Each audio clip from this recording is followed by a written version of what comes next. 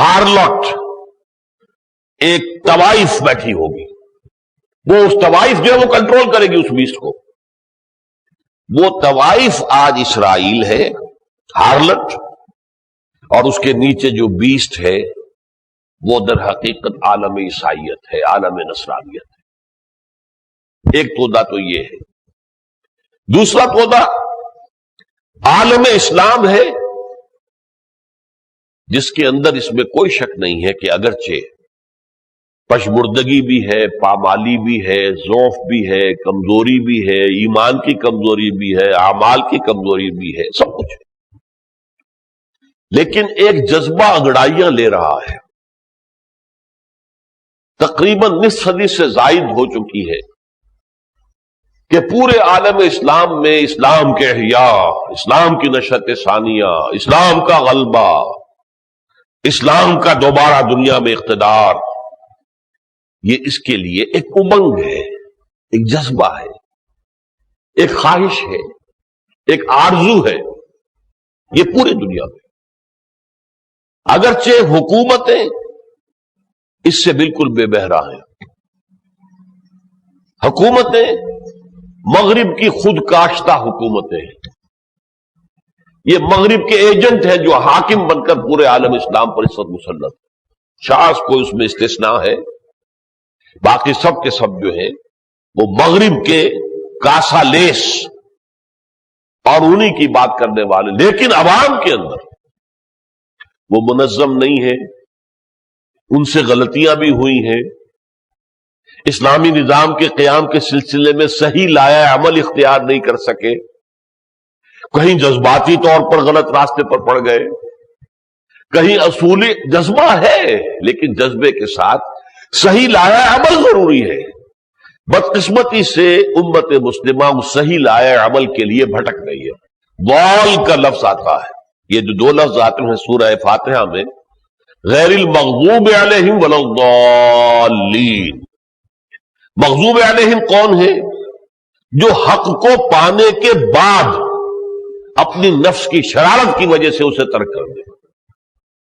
وہ حق پا چکے، ان کے پاس حق ہے، لیکن پھر بھی اپنی نفس کی شرارت کی وجہ سے وہ گمراہی میں مبتلا ہوئے، جس کی سب سے بڑی مثال یہودی ہے.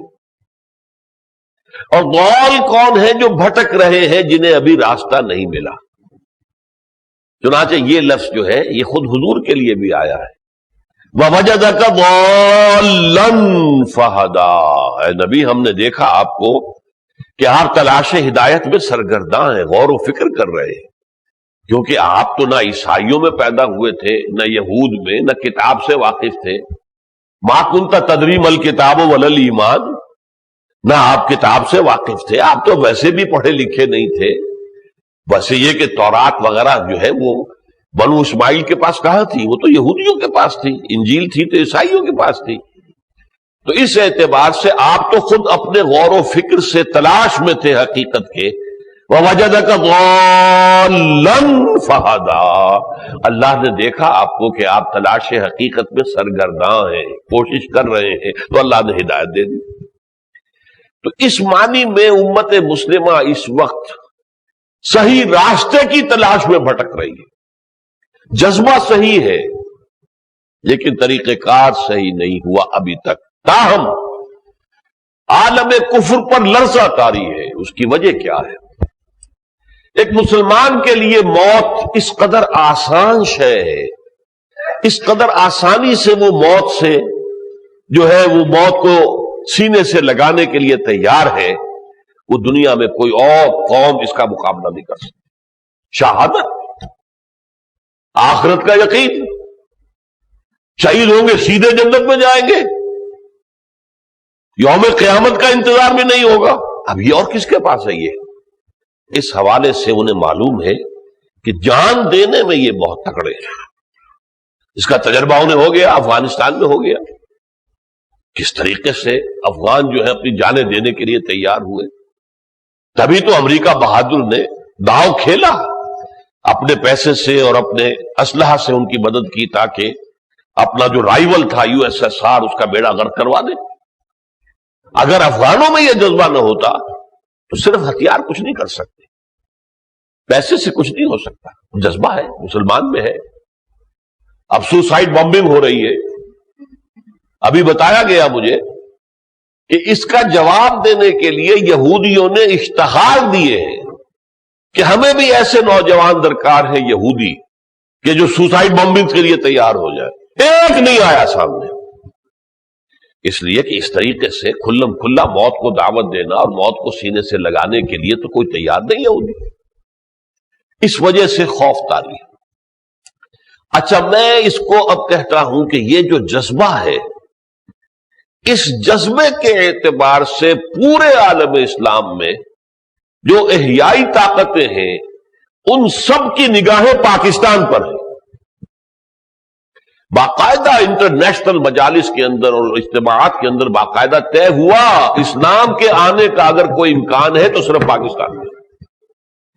اسی فیصلے کے تحت یہ حزب التحریر کا نام جو آپ سنتے ہیں، جو پاکستان میں کبھی سننے میں نہیں آیا تھا، حزب التحریر نے فیصلہ کیا کہ پاکستان میں جا کے کام کرو، امکان ہے تو وہاں ہے اور کہیں ہے ہی نہیں۔ المہاجرون، انہوں نے بھی فیصلہ کیا پاکستان میں جا کے کام کرو۔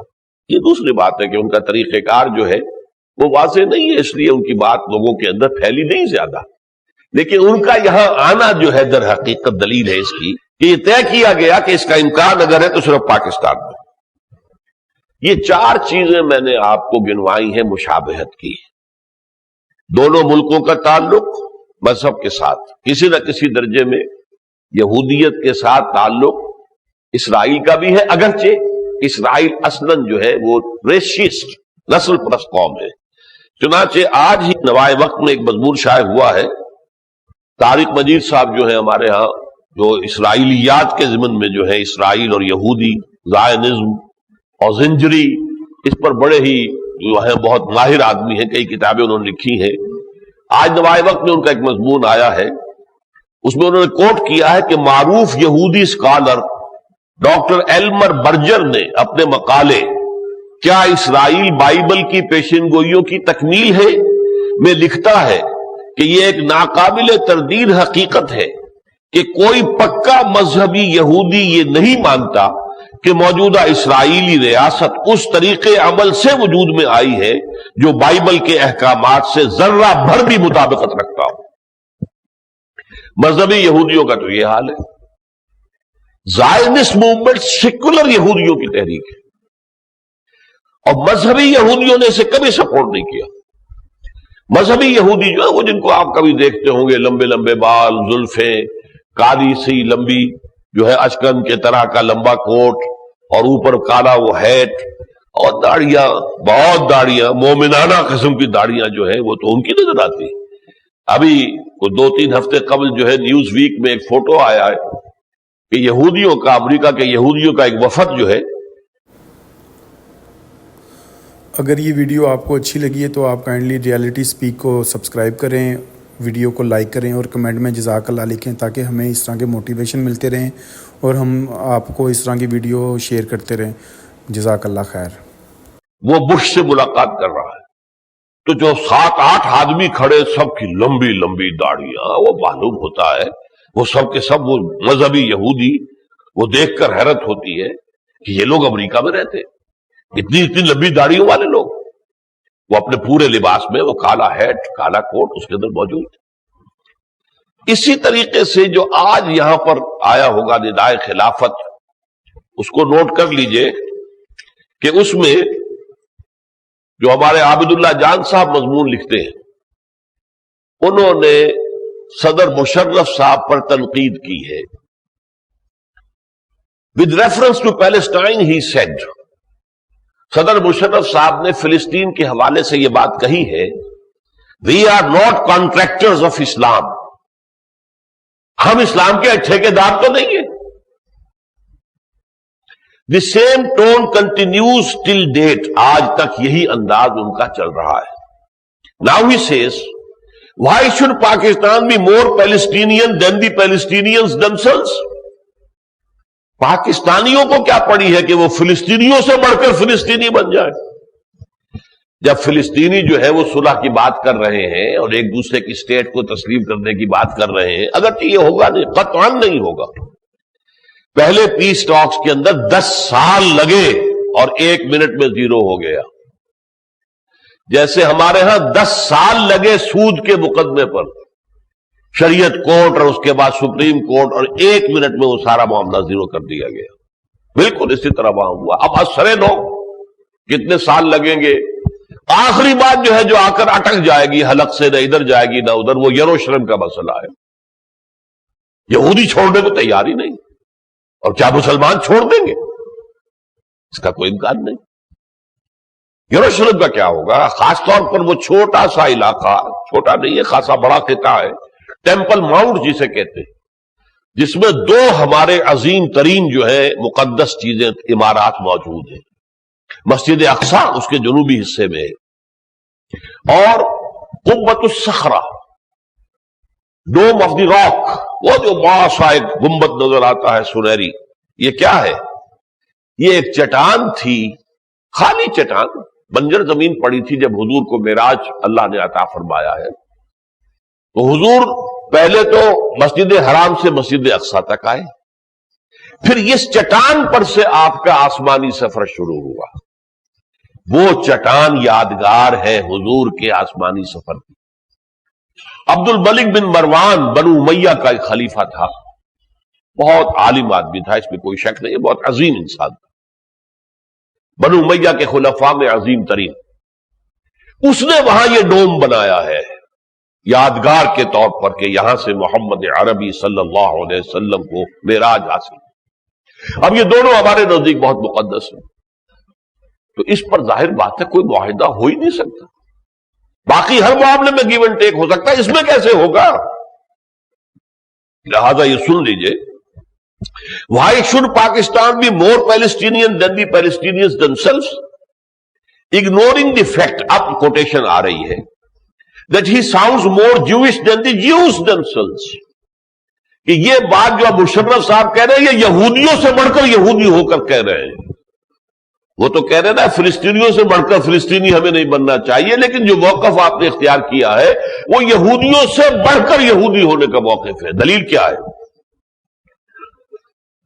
اس لیے کہ جیو ہے ربائی یشرول پی فیلڈمین آف نیٹوری کارٹا انٹرنیشنل, ایک بڑی آرگنائزیشن ہے یہودیوں کی, who came to Boston on June 15. 15 جون جو ہے ابھی گزری ہے, کچھ زیادہ دن تو نہیں ہوئے. اس میں امریکہ کے یہودیوں نے ایک جشن منایا, 55ویں سالگرہ اسرائیل کے قیام کی, سیلیبریشنز. یہ یہودی وہاں آیا احتجاج کرنے کے لیے کہ تو یہ تو خالص مخالف مذہب حکومت ہے. الفاظ سن لیجئے, who came to Boston on June 15 to protest, in his own words now, the celebration of the founding of the blasphemous and heretical Zionist state. یہ جو Zionist state قائم ہوئی ہے یہ کافرانہ ہے, یہ مرتدانہ ہے, یہ یہودی مذہب کے مطابق نہیں ہے. And the heinous crimes committed in the name of this illegitimate state of Israel. یہ اسرائیل کی جو ریاست ہے, یہ جو حرامی ریاست ہے, غیر قانونی ریاست ہے, یہ اس نے جس قدر مظالم کیے ہیں ان کے خلاف وہ یہودی ربائی جو ہے وہ پروٹیسٹ کرنے کے لیے امریکہ آیا ہے 15 جون کو. اس کا حوالہ موجود ہے اس میں پورا نیچے. یہ میں نے آپ کو اس لیے بتایا کہ یہ اسرائیل حقیقت میں مذہبی ریاست نہیں ہے, سیکولر ہے, اور زائنسٹ موومنٹ ریشیسٹ موومنٹ, نسلی. اب آئیے اہم ترین فرق جو ہے ان دونوں ملکوں میں. فرق کیا ہے؟ پاکستان وجود میں آیا ہے, ہندوستان میں پہلے سے موجود رہتی ہوئی مسلمان قوم کی دستوری اور قانونی جدوجہد کے ذریعے سے. کسی باہر کی طاقت نے پاکستان قائم نہیں کیا, کہیں سے لا کر کسی اور کو یہاں امپلانٹ نہیں کیا گیا, بلکہ ہندوستان میں مسلمانوں نے اپنے جداگانہ قومی تشخص کو منوایا. مسلمان ایک ہندی قومیت کا جز نہیں بن سکتے, ان کی اپنی قومیت ہے, ورنہ ہندو اکثریت کے اندر یہ گم ہو جائیں گے.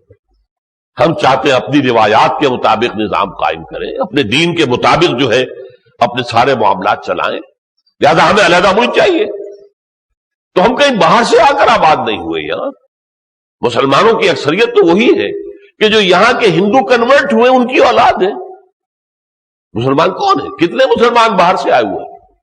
سادات ہوں گے، عثمانی، صدیقی، کتنے لوگ ہیں؟ یہ لوگ آئے ہیں جو باہر سے آئے ہیں. باقی کون ہے؟ یا یہ کہ کوئی لودھی کبھی آ گئے باہر سے اور مغل آ گئے. باقی تو یہی پر سب کنورٹ ہوئے ہیں، ان کی اولاد ہیں، ان کی نسلیں ہیں، اس ملک کے رہنے والے ہیں. تو اس اعتبار سے پاکستان قائم ہوا ہے ایک ملک میں پہلے سے موجود ایک قوم کے جداگانہ قومی تشخص کو ایسرٹ کر کے ایک قانونی اور دستوری جدوجہد کے ذریعے سے. اسرائیل قائم کیا ہے ایک جابر طاقت نے، جابر قوت نے، ایک ظالم طاقت نے، اور ایک ایسی قوم کو لا کر آباد کیا گیا ہے جو اس علاقے سے 1847 برس پہلے نکال دی گئی تھی. نوٹ کیجئے. اور اسی لیے وہ جو علامہ اقبال کا شعر مشہور ہے ارض فلسطین پہ اگر یہود کا حق، اسپین پہ پھر حق نہیں کیوں اہل عرب کا؟ عرب تو نکلے ہیں وہاں سے 500 برس ہوئے ہیں، 600 برس ہوئے ہیں، 800 برس حکومت تھے، وہ وہاں سے نکالے گئے. اور یہ یہودی جب یہاں سے نکالے گئے تھے یہ تو محکوم چلے آ رہے تھے، 400 برس سے وہاں محکوم تھے.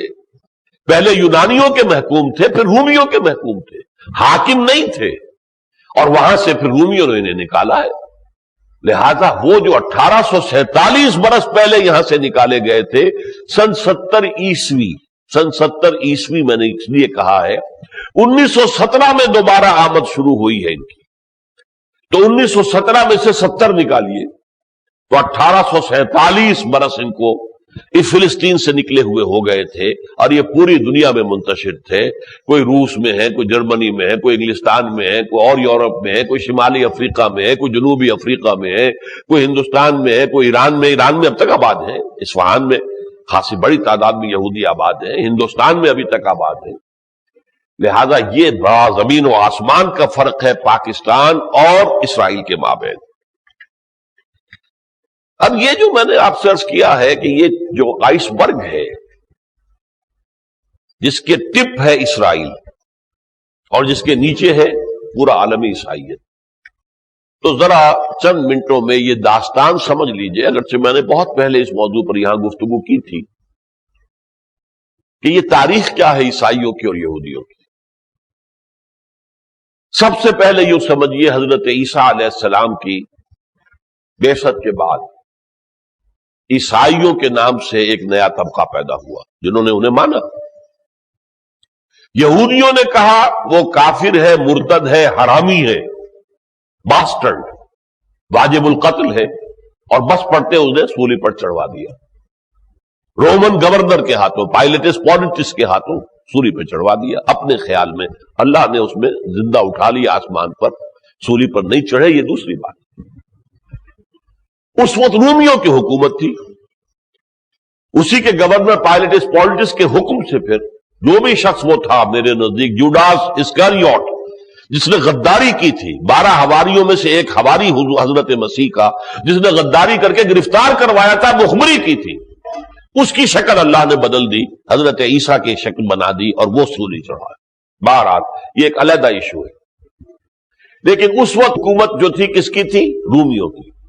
تو رومی یہ سمجھتے تھے کہ عیسائی بھی در حقیقت یہودیوں ہی کا ایک طبقہ، ایک فرقہ، ایک جماعت ہے، اور یہودی عیسائیوں سے اتنی نفرت کرتے تھے جتنی آج ہم قادیانیوں اور بہائیوں سے کرتے ہیں.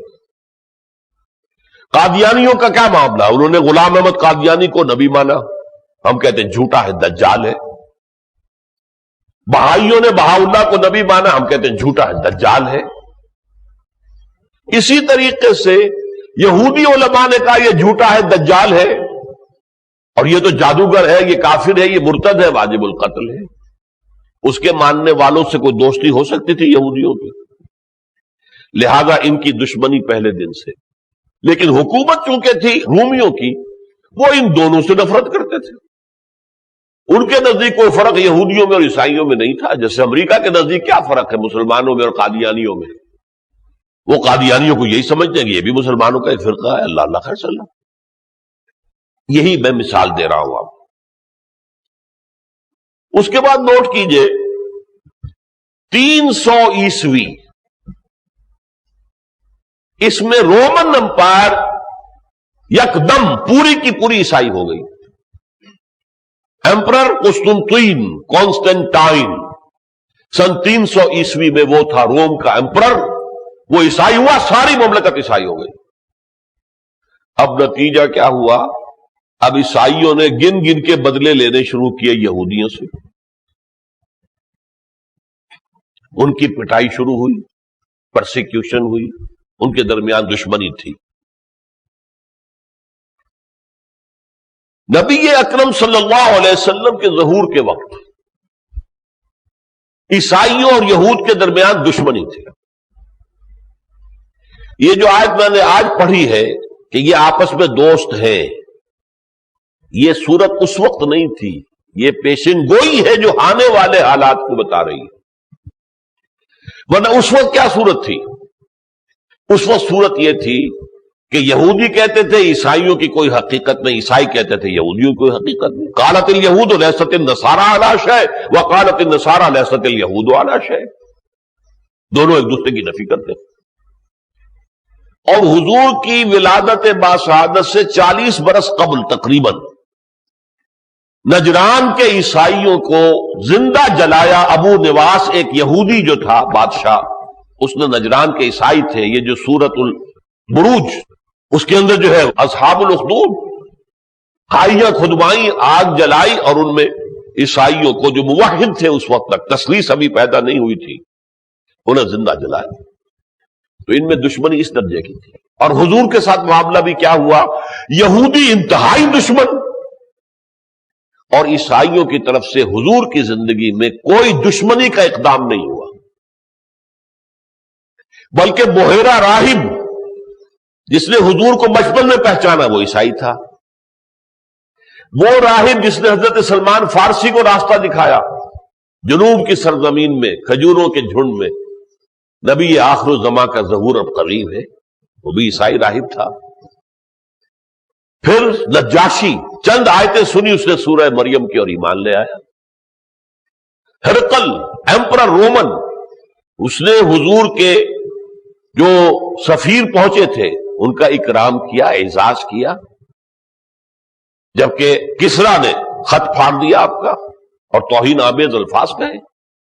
وہ چاہتا تھا کہ جیسے ایمپرر کانسٹنٹائن جو ہے اس وقت عیسائی ہو گیا تھا ایک دم، اور پوری مملکت عیسائی ہو گئی تھی، آج میں بھی مسلمان ہو جاؤں، میرے ساتھ ساری مملکت بھی ہو جائے، تاکہ میرا نظام برقرار رہے، میری بادشاہت ختم نہ ہو. بس یہ اس کے پاؤں میں بیڑی پڑ گئی. اس کے جو نائبین سلطنت تھے، اس کے وزراء تھے، سپہ سالار تھے، انہوں نے انکار کیا، لہذا وہ محروم رہ گئے. مقوقس پیٹریارک آف الیگزینڈریا، مصر کا حکمران، اس کے پاس جب حضور کا خط پہنچا اس نے اکرام کیا، اعزاز کیا، تحفے بھیجے. حضرت ماریہ قبطیہ رضی اللہ تعالی عنہا اور ان کے ساتھ ایک اور 2 کنیزیں بھیجی. حضرت ماریہ حضور کے عقد میں آئی ہیں، حضرت ابراہیم کی ولادت ہوئی ہے ان سے. یہ سارا معاملہ ہے کن کا؟ عیسائیوں کا اور یہودیوں کا بدترین دشمن. یریدون لیطفئوا نور اللہ بافواہہم واللہ متم نورہ ولو کرہ الکافرون.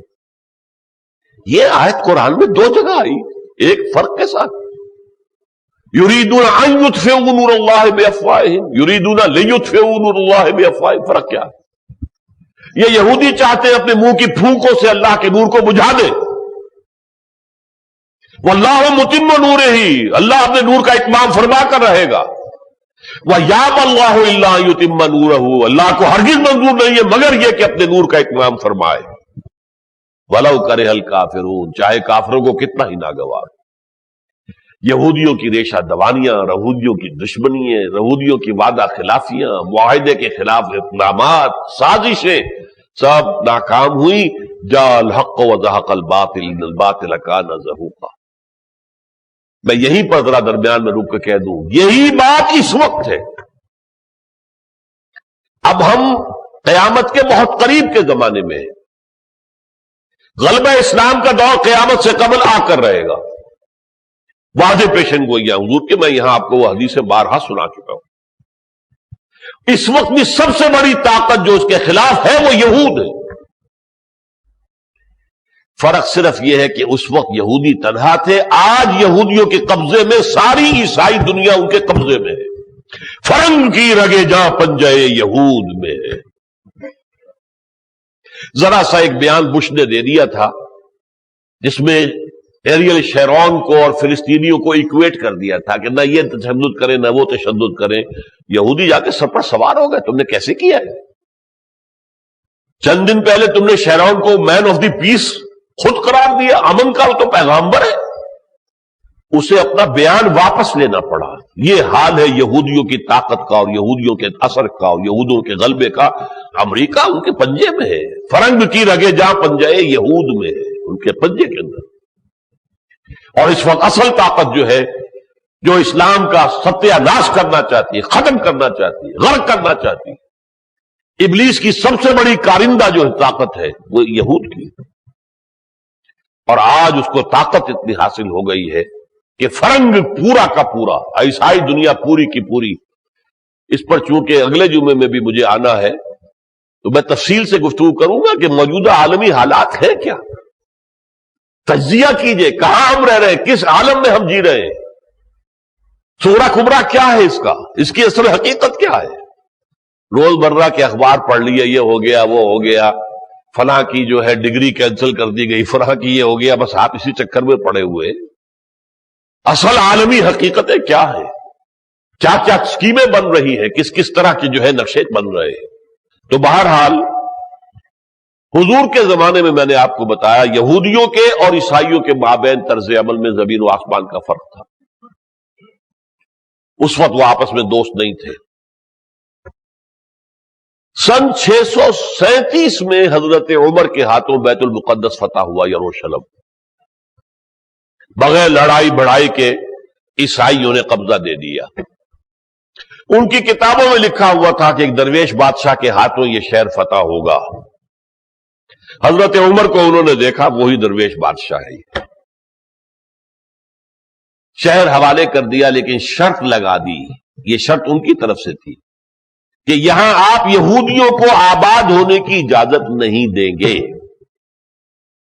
اس لیے کہ سن 70 عیسوی میں رومن جنرل تھا ٹائٹس، جس نے دوبارہ جو ہے، کیونکہ کچھ لوگوں نے بغاوت کی تھی یہودیوں نے ان کے خلاف، تو پھر اس نے یروشلم شہر میں 1,33,000 آدمی ایک دن میں قتل کیے، اور اپنا ان کا ہیکل جو دوبارہ انہوں نے بنایا تھا، ہیکل سلیمانی، اس کو مسمار کیا، جو آج تک مسمار پڑا ہوا ہے. آج تک صرف ایک ویلنگ وال ہے جہاں جا کر وہ ماتم کرتے ہیں، کچھ روتے ہیں تورات پڑھتے ہوئے. اور صدر بش کی بھی ایک تصویر میں نے دیکھی ہے، سر کے اوپر وہی یہودیوں والی ٹوپی چپکائے ہوئے اور ہاتھ میں تورات لیے ہوئے، وہ ویلنگ وال کے سامنے کھڑا ہوا عبادت کر رہا ہے. یہ یہودیوں سے بڑھ کر یہودی ہو گئے اس وقت. بہرحال 637 میں حضرت عمر کے ہاتھوں جب فتح ہوا تو وہاں شرط لگوائی عیسائیوں نے کہ یہاں یہودیوں کو آباد نہیں ہونے دیں گے. جب اسپین پر حملہ کیا مسلمانوں نے، طارق ابن زیاد نے، اسپین میں اس وقت عیسائی جو ہے شدید مظالم کر رہے تھے یہودیوں پر. یہودیوں نے طارق ابن زیاد کی مدد کی، راستے دکھائے، لہذا طارق ابن زیاد نے انہیں اپنا محسن سمجھا اور مسلم اسپین کو ان کے ڈایاسپورا کا عہد زرعی قرار دیا گیا. یہ بن گوریون کے الفاظ سے، Muslim Spain was the golden era of our diaspora. سن 70 عیسوی کے بعد سے لے کر ہمارا جو آج تک ڈایاسپورا چل رہا ہے، اس میں ہمارے لیے بہترین سنہری دور مسلم اسپین تھا. ایک وقت میں وہاں وزیر اعظم بھی یہودی رہا ہے. بہرحال وہاں انہوں نے کیا کیا، جب فرانس اور اٹلی اور جرمنی کے نوجوان آتے تھے قرطبہ کی یونیورسٹی میں پڑھنے کے لیے، جیسے ہمارے جوان جاتے ہیں امریکہ، انگلستان، وہ آتے تھے تلیطلا، ٹولیڈو، قرطبہ، کورڈووا، گرینیڈا، غرناطہ اس کی یونیورسٹیوں میں آتے تھے. یہاں اسلامی تعلیم بھی ان تک پہنچی اور گویا اسپین سے اسلامی تعلیمات کے دھارے یہ سینٹرل یورپ جسے کہا جا رہا ہے آج کی اصطلاح میں old Europe, France and Germany, old Europe, یہاں یہ سوتے چل رہے تھے. لیکن جیسے یہ سوتے ہدایت کے جا رہے تھے اس میں ایک زہر گھول رہے تھے یہودی. اسلام نے کہا تھا کہ کوئی کسی کا غلام نہیں ہونا چاہیے، سب اللہ کے غلام، آپس میں بھائی بھائی، کونوا عباد اللہ اخوانا. انہوں نے کہا اللہ کی غلامی بھی نہیں، آزادی، مکمل آزادی. ختم کرو یہ سارا مذہب کا معاملہ، سیکولرزم اختیار کرو کہ کوئی مذہب کا سروکار نہیں ہوگا ریاست کے ساتھ. اسلام نے عورت کو حقوق دیے، اس کا سٹیٹس اونچا کیا، لیگل سٹیٹس دیا، اس کی شادی بغیر اس کی مرضی کے نہیں ہو سکتی، وراثت میں حصہ دیا. انہوں نے کہا عورت بالکل برابر ہے مرد کے، اور بالکل برابر کر کے ان کا ایک ہی دائرہ کار ہے، لہذا خاندانی نظام کو برباد کر دیا. وہ جو ایک شعر ہے، کون سیاہی گھول رہا ہے وقت کے بہتے دریا میں. تو اسلامی تعلیمات کا جو بھی سوتے جو نہریں چل رہی تھیں ان ملکوں کی طرف، اس میں زہر یہ یہودی بیٹھ کر گھول رہے تھے. گویا کہ انہوں نے عالم عیسائیت کی پشت میں خنجر گھونپا، جس کے نتیجے میں عیسائیت دو حصوں میں تقسیم ہو گئی، رومن کیتھولکس اور پروٹیسٹنٹس. اور یہ پروٹیسٹنٹس یہودیوں کے آلہ کار بن گئے، اور ان پروٹیسٹنٹس کے ذریعے سے انہوں نے سود کی اجازت حاصل کر لی جو پہلے یورپ میں کبھی نہیں تھی. جب تک پوپ کی حکومت چل رہی تھی پورے یورپ میں، مذہبی حکومت، کوئی سودی کاروبار جو ہے یورپ کے اندر نہیں ہو سکتا تھا. لیکن اب سودی کاروبار شروع ہوا، اور بینک آف انگلینڈ یہودیوں نے قائم کروایا، پہلا بینک. چرچ آف انگلینڈ علیحدہ کروایا پوپ سے.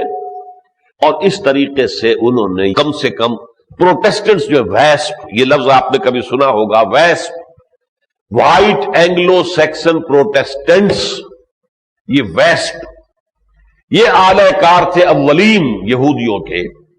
اور ایک زمانے تک اس ویسپ کا سربراہ تھا برطانیہ، اس کے بعد اس ویسپ کا سربراہ آج امریکہ ہے. اور آپ نے دیکھا اسی وقت دنیا میں اینگلو امریکن ایکسس، اس لیے کہ سینٹرل یورپ جو ہے آج بھی زیادہ تر کیتھولک ہے. مذہبی اعتبار سے ان میں فرق ہے، یہ صرف سیاسی فرق نہیں ہے کہ عراق کی جنگ میں برطانیہ اور امریکہ کی رائے ایک ہے، جرمنی فرانس کی رائے دوسری ہے. اس میں سیاست بھی ہے، اصولی بات بھی ہے، مذہبی فرق بھی ہے. وہ پروٹیسٹنٹ سے اور یہ کیتھولک سے. بہرحال نتیجہ کیا نکلا؟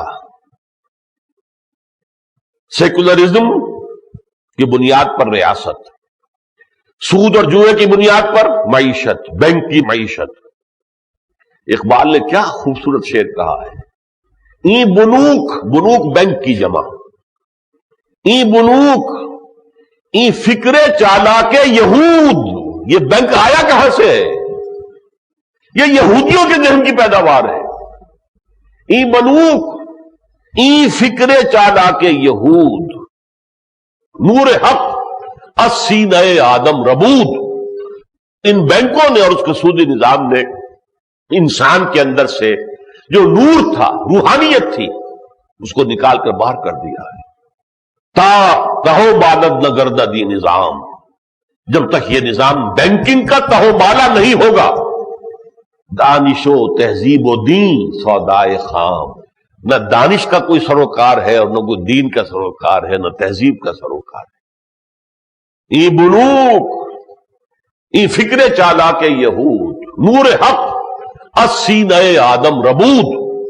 تا تہو بالا نہ گردد ای نظام، دانش و تہذیب و دین سودائے خام.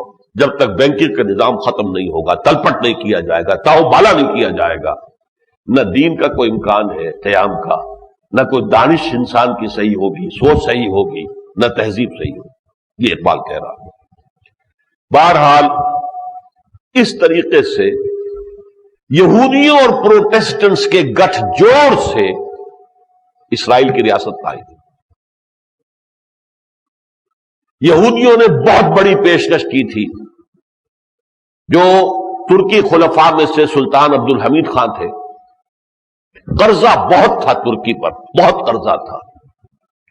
یہودیوں نے کہا ہم آپ کا سارا قرضہ پے کر دیتے ہیں، آپ ہمیں اجازت دے دیں کہ ہم فلسطین میں جا کے داخل ہو کر آباد ہو سکیں۔ سلطان عبد الحمید خان نے کہا قطعاً نہیں، جو معاہدہ عمر نے کیا تھا رضی اللہ تعالیٰ عنہ، میں اس کے اندر کوئی ترمیم نہیں کر سکتا۔ اس کی سزا یہودیوں نے دلوائی ہے مصطفیٰ کمال پاشا کے ہاتھوں، اور خلافت ختم کروائی۔ فری میسن تھا مصطفیٰ کمال پاشا۔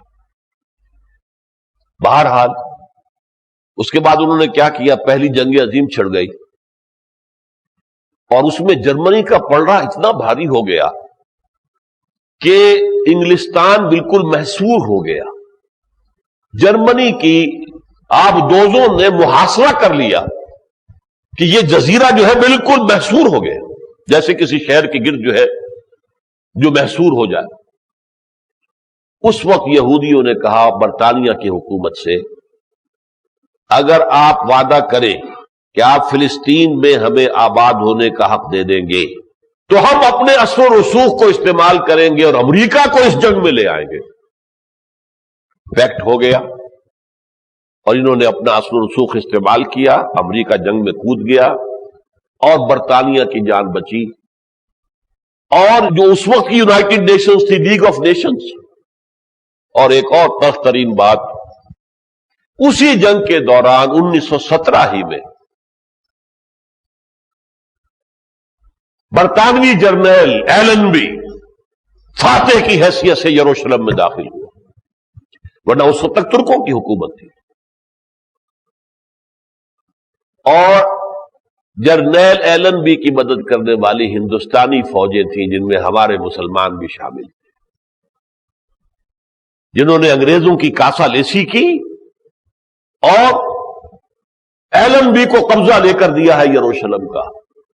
یہ ہمارے ماضی کے داغ ہیں، سیاہ دھاگ اور دھبے۔ یہ ہمارے ہاں وڈیرے جو آج بیٹھے ہوئے کون ہیں؟ انگریزوں کی، جنہوں نے فوجی خدمات سر انجام دی اور ان کو جاگیریں ملی۔ آج وہ ہماری سیاست کے اوپر بھی آکاش میل کی طرح چھائے ہوئے ہے۔ کون یہ؟ کہاں سے پیدا ہوا؟ انہوں نے مدد کی۔ اور ایلنبی جب داخل ہوا یروشلم میں، اس نے کہا so it is the end of the Crusades. ہم نے تقریباً 900 برس قبل جو ہے فوجیں بھیجی تھی یورپ سے کہ یہ ارض فلسطین کو آزاد کروائیں۔ مسلمانوں کو نجس سمجھتے ہیں وہ، جیسے ہندو نجس سمجھتا ہے، عیسائی بھی نجس سمجھتے ہیں۔ حضور کو تو نہیں مانتے نا، تو اگر حضور کو کوئی نہیں مانتا تو ہمیں کیا مانے گا؟ اس اعتبار سے مسلمانوں کے تسلط سے، غاصبوں کے تسلط سے ارض مقدس کو نجات دلانا اور آزادی اور لبریٹ کرانے کے لیے کروسیڈ، صلیبی جنگیں ہوئی تھی۔ اس نے کہا آج وہ صلیبی جنگ ختم ہوئی ہے کہ جب ہم نے یروشلم فتح کر لی۔ چونکہ یہ برطانیہ نے فتح کیا تھا، لیگ آف نیشنز نے مینڈیٹ دے دیا برطانیہ کو کہ آپ جس طرح چاہیں اس ملک کا فیصلہ کر لیں۔ اس مینڈیٹ کے تحت 1917 میں بالفور ڈیکلریشن جو ہے برطانیہ کا وزیر خارجہ اس نے کیا کہ یہودیوں کا ایک نیشنل ہوم لینڈ فلسطین میں بنایا جائے گا۔ صہیونی یہودیوں اور پروٹیسٹنٹ عیسائیوں کا گٹھ جوڑ اور اس کی ناجائز پیداوار، اس کا حرامی بچہ اسرائیل ہے، جس کے نتیجے میں ایک ملک میں 1847 سال قبل وہاں سے نکلی ہوئی قوم کو لا کر آباد کیا، سنگینوں کے سائے میں آباد کیا گیا، برطانوی سنگینے۔ یہاں تک کہ اس کا اگلا قدم یہ ہوا، وہ جو فرنگ ہے اب وہ امریکہ ہے۔ امریکہ کی زیر قیادت اور برطانیہ کی زیر قیادت پھر 1948 میں اسرائیل قائم ہو گیا۔ یہ ہے اسرائیل کا معاملہ، اس کے قیام، جینیسس آف اسرائیل، یہ کیسے قائم ہوا ہے۔ یہ ظلم کی پیداوار ہے، حق، عدل، انصاف کا کوئی اصول اس کے پشت پر نہیں۔ یہی وجہ ہے کہ قائد اعظم کا یہ فقرہ مشہور ہے، اسرائیل از دی انلیجیٹیمیٹ چائلڈ آف ویسٹرن پاورز۔ اسرائیل جو ہے یہ حرامی بچہ ہے، ناجائز بچہ ہے مغربی طاقتوں کا۔ اور میں آپ کو اب پاکستانیوں کے لیے شاید اللہ اور رسول کی باتوں سے زیادہ اس وقت جو ہے اہم بات ہوتی ہے قائد اعظم کی. علامہ اقبال کی بات تو میں نے آپ کو بتا دی. فاؤنڈرز آف پاکستان یہ دو ہی ہیں، علامہ اقبال اور قائد اعظم. مفکر، مصور، مبشر پاکستان اقبال، بانی، مؤسس، معمار پاکستان قائد اعظم محمد علی جناح. وہ کیا کہہ رہے ہیں، اور یہ بیان ان کا ہے 25 اکتوبر 1947 کا. پاکستان بن چکا ہے 14 اگست کو، اور یہ 25 اکتوبر، یعنی 2 ماہ 10 دن کے بعد یہ بیان دیا ہے. فلسطین کے بارے میں ہمارے موقف کی صراحت اقوام متحدہ میں پاکستانی وفد کے سربراہ محمد ظفر اللہ خان نے کر دی ہے. مجھے اب بھی یہ امید ہے کہ یہ منصوبہ مسترد کر دیا جائے گا کہ یونائٹڈ نیشنز اس کو نہیں مانے گا. یہ انہیں امید تھی اس وقت تک. اسرائیل قائم ابھی نہیں ہوا ہے، وہ تو مئی 48 میں ہوگا.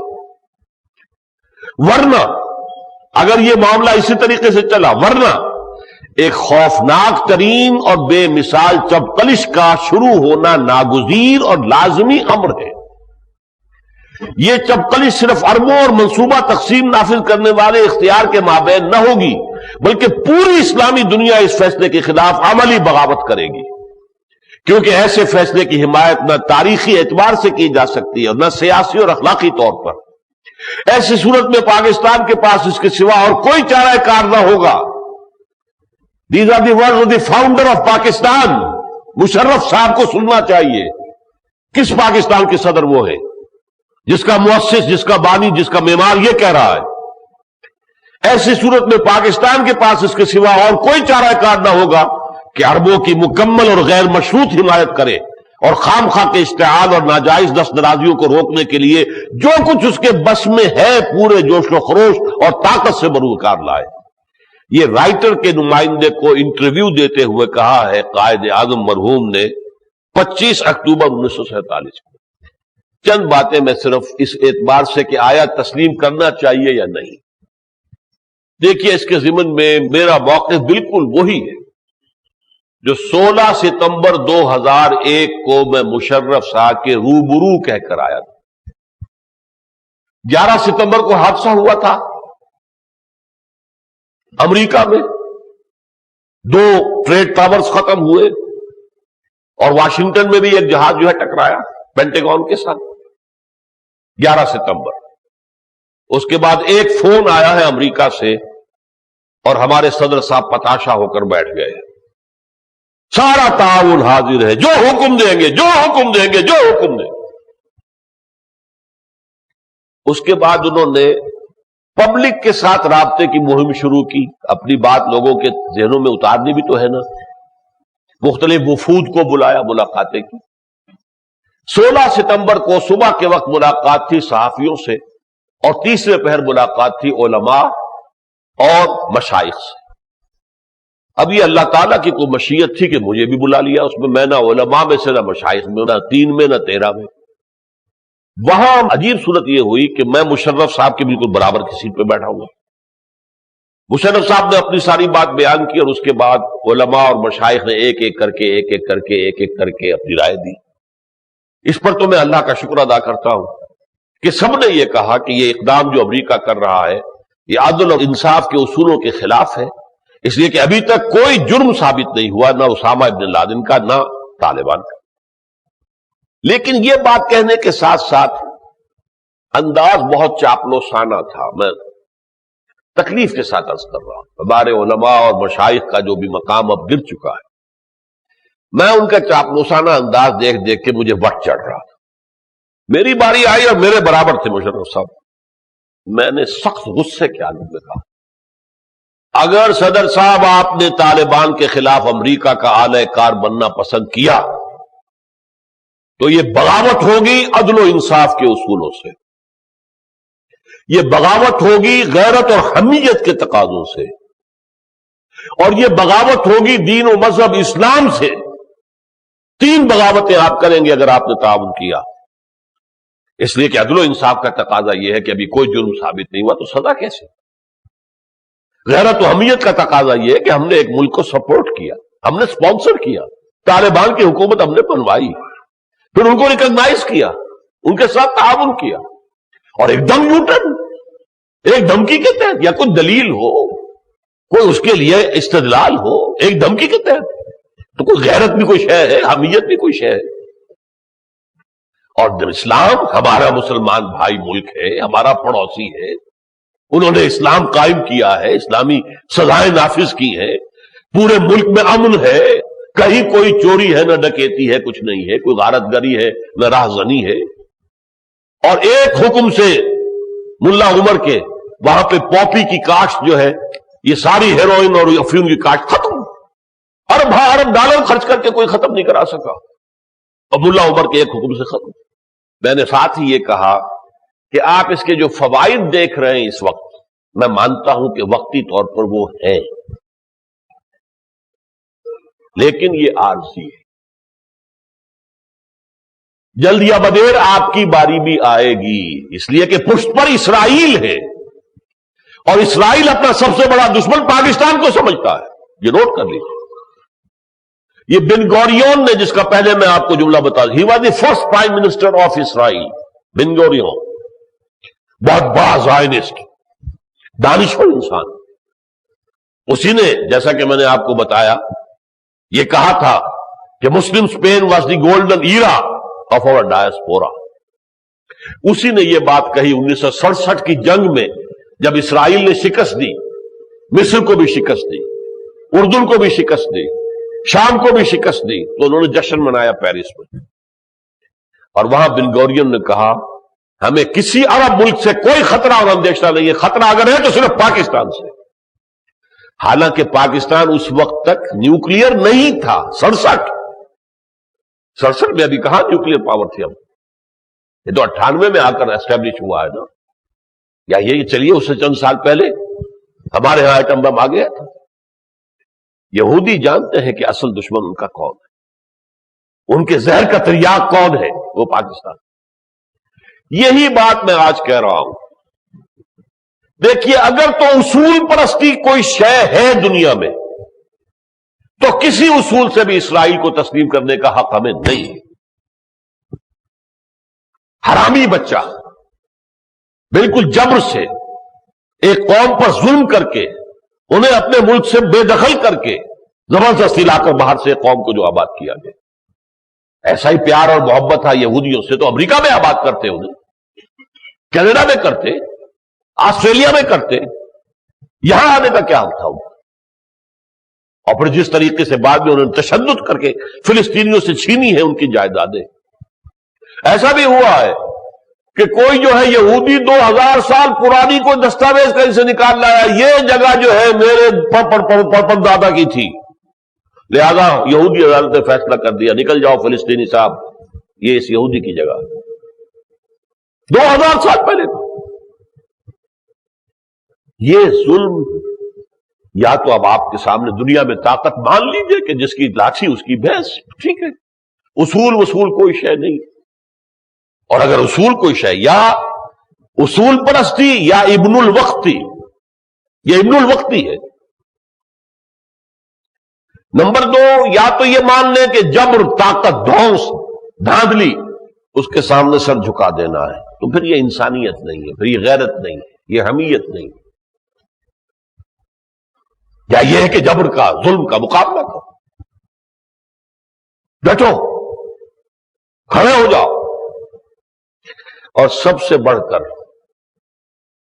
یا تو آسمانی ہدایت اور مشیت ایزدی پر چلے، یا طے کر لے زمینی خواہشات، زمینی مصلحتیں اور امریکہ کے فرمان پر چلنا ہے۔ دو ہی راستے ہیں اس وقت۔ اگر آپ صرف عافیت چاہیں، کوشش عافیت، کوئی بچاؤ، کوئی کسی طریقے سے ہم بچ جائیں، تو واقعہ یہ ہے کہ جیسے ایک مسنون دعا میں الفاظ آتے ہیں، حضور نے اللہ تعالیٰ سے خطاب کر کے فرمایا لا ملجا منک ولا مأوا الا الیک،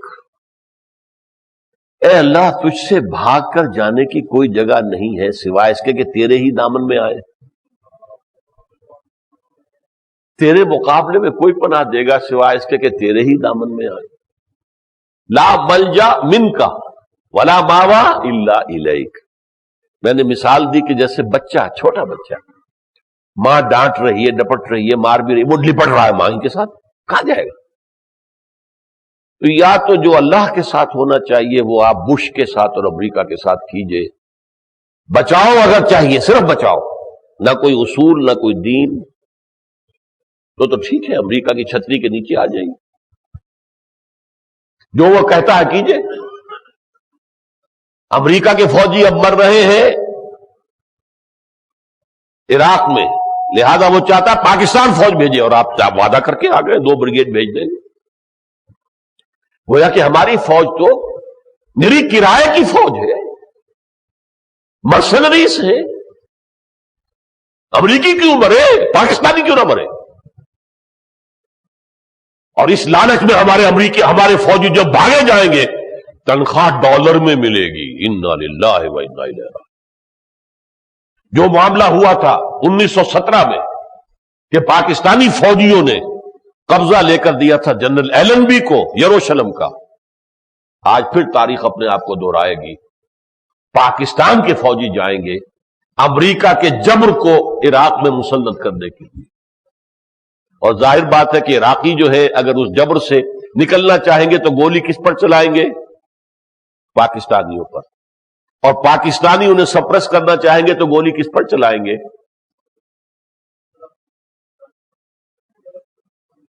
مسلمان ہیں.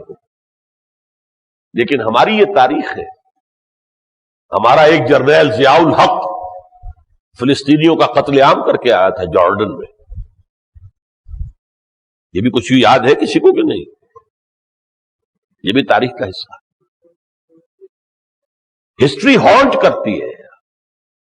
اگر آپ نے خانہ کعبہ پر گولیاں چلائی ہیں انگریز کی وجہ سے تو پھر اور کہاں نہیں چلائیں گے. لیکن واقعہ یہ ہے، علامہ اقبال نے جو کہا تھا، اے طائر لاہوتی اس رزق سے بہت اچھی جس رزق سے آتی ہو پرواز میں کوتا ہے. مشیت عزدی تو یہ ہے ٹکراؤ ہونا ہے اسلام اور یہودیت اور عیسائیت کا، یہ ہونا ہے. خبریں دی ہے محمد رسول اللہ صلی اللہ علیہ وسلم نے، اور اس کے لیے سٹیج تیار ہو چکا ہے. اب کیا دیر رہ گئی ہے؟ پہلے مرحلے میں صرف عیسائی سامنے آئیں گے، یہودیوں کو بٹھائے رکھیں گے وہ، جیسے کہ انہوں نے 1991 میں گلف وار کے اندر اسرائیل کو بٹھائے رکھا تھا. حالانکہ بعد میں شواس کراف نے یہ کہا، we fought this war for the protection of Israel, ہم نے اسرائیل کو بچانے کے لیے یہ جنگ لڑی. اور آج بھی آپ کو معلوم ہے عراق فتح کس نے کیا؟ امریکہ نے اور برطانیہ نے. اور ایریل شیرون نے کیا کہا؟ عنقریب عراق پر قبضہ ہمارا ہوگا. اسے کہنے میں کوئی بات نہیں. اب ہے کون اس کے مقابلے میں؟ امریکہ اس کے مٹھی میں ہے، کون اس کے مقابلے میں ہے؟ نہ روس اس کے مقابلے میں، نہ چین اس کے مقابلے میں، نہ جرمنی اس کے مقابلے میں، نہ فرانس اس کے مقابلے میں، اور کسی کی تو حیثیت ہی کیا ہے. اور وہ اس کے قبضے میں ہے. کھل کر کہا عنقریب عراق پر ہمارا قبضہ ہوگا. اور اس سے بھی آگے بڑھ کر پہلے ان کا مطالبہ تھا گریٹر اسرائیل کا، وہ نیل سے لے کر فرات تک، نائل ٹو یوفریٹس. اب انہوں نے مطالبہ کیا نہیں، یہ ٹائگرس تک ہونا چاہیے، دجلہ تک ہماری سرحد ہونی چاہیے، تاکہ دجلہ اور فرات کا جو دوآبہ ہے، جو بہترین زرعی علاقہ ہے، دوآبہ جیسے ہمارے ہاں دوآبے ہوتے ہیں، ادھر سے ٹائگرس آ رہا، ادھر سے دریائے فرات آ رہا، یوفریٹس دونوں ملتے ہیں، مل کر سمندر میں گرتے ہیں. یہ دوآبہ بہترین ہے، ان کا زرخیز ترین، اس پر بھی اسرائیل کا قبضہ. پہلے ان کا نقشہ جو بنا ہوا ہے گریٹر اسرائیل کا، وہ صرف یوفریٹس تک ہے، دریائے فرات تک. اب ان کے حوصلے بڑھ گئے، وہ کہتے ہیں کہ نہیں، بلکہ ٹائگرس تک ہونا چاہیے. بہرحال اس ضمن میں مستقبل میں کیا ہونے والا ہے کا علاج کیا ہے؟ جتنی بھی آپ کے اندر طاقت ہے، قوت ہے، اپنا اظہار رائے کیجئے اور حکومت پر واضح کیجئے کہ آخر کچھ لوگ ہیں. اسی لیے میں نے آج دعا مانگی تھی شروع میں، عام دعاؤں سے بڑھ کر، اللہم وفقنا ان نقول قول الحق ان سلطان جائر. اللہ ہمیں اس کی توفیق دے کہ ایک جابر سلطان کے سامنے بھی کھڑے ہو کر ہم حق بات کہہ سکیں. میں صدر مشرف کے منہ پر وہ باتیں کہہ کر آیا تھا جو آج آپ کو بتائیے، اور میں سخت غصے میں تھا. اور صدر مشرف صاحب نے مجھے معلوم ہوا بعد میں ایک نشست میں کہا ہے کہ ڈاکٹر صاحب تو اتنے غصے میں تھے کہ ان کے گردن کی رگیں جو ہے وہ پھولی ہوئی تھی. اب میں سمجھتا ہوں کہ ٹھیک کہتا ہوں، مجھے بہت غصہ تھا چاپلوسانہ طرز عمل دیکھ کر، اور میں نے اس کے کان کھول کر یہ باتیں کہیں. یہ غداری ہے، 3 غداریاں جمع کر رہے ہیں آپ اگر آپ طالبان کے خلاف امریکہ کا ساتھ دیتے ہیں. یہی غداریاں ہیں اب اگر اسرائیل کو تسلیم کرتے ہیں. یہی غداریاں ہیں اب اگر آپ پاکستانی فوج عراق میں بھیجتے ہیں. مسلمان کو مسلمان سے لڑانا، اور مسلمان ملت آپس میں پہلے ہی کٹی ہوئی ہے اور اس کو اور طریقے سے کاٹنا، یہ سارا معاملہ جو، اور اپنی جانیں بچا لینا. امریکہ کی جانیں تو قیمتی ہے، حکومت امریکہ کی ہوگی، مرنے والے پاکستانی مرسنریز ہوں گے. جس فوج کو کچھ عرصے پہلے روگ آرمی قرار دے چکا امریکہ، یہ بدماش فوج ہے، بدقماش فوج ہے پاکستان کی. اب چونکہ لا ملجا منکا ولا ماوا الا الیک، اب خدا مان لیا ہے امریکہ کو اور بش کو، اور اس کے دامن میں آ گئے ہیں، اس کی ہر بات ماننے کو تیار ہے. افغانستان کے معاملے میں کیا کچھ نہیں کیا وہ تو انہوں نے ہی تفصیل شائع کر دی، ہمیں تو معلوم بھی نہ ہوتا کتنے اڈے دیے، کیا کچھ کیا، کس قدر جو ہے ان کو سہولتیں بہم پہنچائی ہے.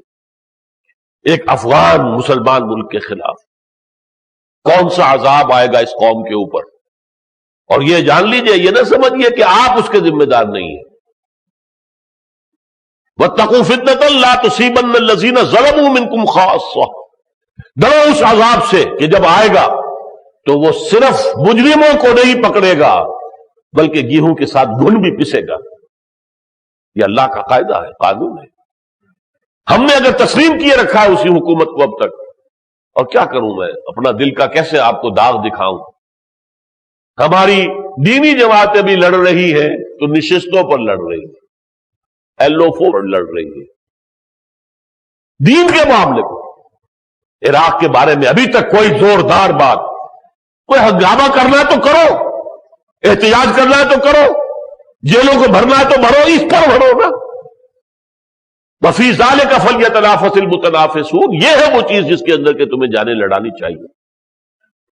ورنہ اسمبلی کی چند سیٹیں اور یہ اور وہ، اور اس کے اوپر ڈیسک بجا بجا کر اور کام چلانے، اس سے حاصل کیا ہے؟ دو استعفے، ٹھیک ہے دے دو استعفے.